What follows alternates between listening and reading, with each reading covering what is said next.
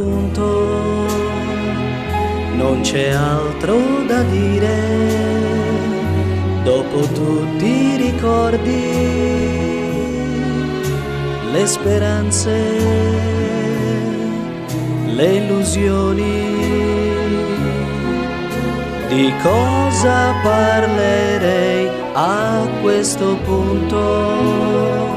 Solo luoghi comuni, argomenti banali so trovare.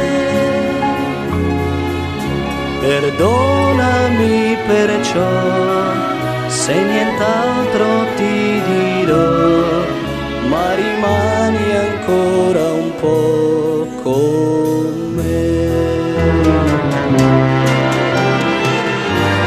Fra noi rimane qualche cosa di grande, al di là dei discorsi che facciamo,